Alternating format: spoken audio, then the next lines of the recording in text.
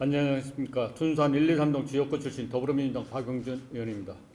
먼저 5분 자유발언의 기회를 주신 전명자 의장님을 비롯한 선배 동료 의원님께 감사의 말씀을 드립니다. 또한 서구 발전을 위해 노력하시는 구청장님과 공직자 여러분의 노고에 깊이 감사드립니다.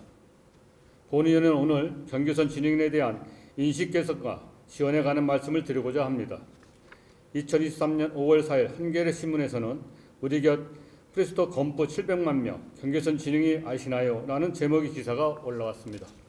이 기사에서 경계선 진행에 대한 진행 주수 71에서 84 사이에 있으면서 인지, 정서, 사회 적응 능력이 낮은 사람을 말하며 표준 정규 분포를 따르는 진행 주수를 기준으로 볼 때 전체 인구의 약 13.6%로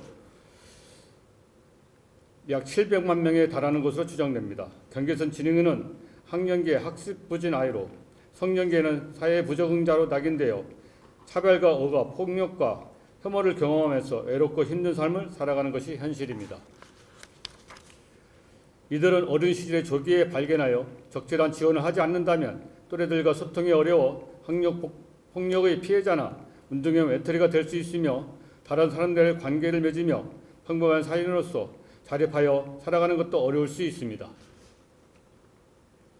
또한 경계선 진행에는 발달장애인 권리보장 및 지원에 관한 법률의 적용받는 발달장애인에 대한 해당되지 않아 제도적 지원도 받지 못하는 것이 현실입니다. 제도적 지원 밖에 있는 경계선 진행을 계속 방치한다면 그에 따른 사회적 문제와 비용은 지속적으로 발생할 것이므로 경계선 진행에 대한 사회적 관심과 국가 차원의 해결책 마련이 매우 중요한 때입니다. 경계선 진행인에게 필요한 제도적 지원을 위해서는 첫째, 경계선 진행인이 전체 인구진 몇 명인지 생활 실태와 복지 요구 등 어떠한지를 파악하기 위한 국가 차원의 실태조사가 필요합니다. 둘째, 실태조사에 따라 경계선 진행을 가진 아동들에 대한 조기 진단과 맞춤형 교육 프로그램을 운영해야 합니다. 경계선 진행인의 아동들은 영유아기와 저학년 때는 일반 아동들과 별다른 차이를 발견할 수가 없습니다. 학년이 올라갈수록 그 격차는 커지게 됩니다. 언어 발달 지체, 인지능력 저하 등 이상 징후를 조기에 진단하고 개입하여 맞춤형 교육 프로그램을 제공하며 훨씬 더 나은 삶을 살아갈 수 있을 것이며 이들을 돌보기 위한 사회적 비용도 절감할 수 있을 것입니다. 셋째, 경계선 진행이 자립을 위해서는 평생 교육을 체계적으로 제공해야 합니다. 학교를 졸업한 후에도 사회적 관계 형성과 경제활동을 위한 교육 3단, 직업훈련 프로그램 등 다양한 자립 지원 방안을 제공함으로써 사회적 정체성을 가진 공동체의 구성원이 될 수 있도록 공적 지원 체계를 마련해야 할 것입니다.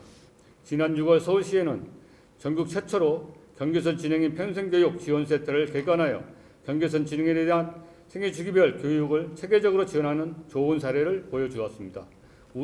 이제 우리 대전시도 이러한 성공적 사례를 참고하여 지역 특성을 고려한 공적 지원 체계를 마련하여 경계선 진행인의 자립을 지원하는 노력을 해야 할 시점입니다. 본 의원은 이들이 조금 다르다는 이유로 차별받지 않고 공동체의 구성원으로 그 역할을 다하며 살아갈 수 있도록 대전시와 지역사회가 사회적 공감대 형성과 인식 개선에 노력하여 다양성의 가치를 존중하는 포용의 도시가 되기를 희망합니다. 또한 경계선 진행에 대한 특성을 잘 이해하고 적절한 교육과 지원을 제공하여 우리 주변에서 경계선 진행인이 배제되지 않는 사회가 되기를 기원합니다. 끝까지 경청해 주셔서 감사합니다.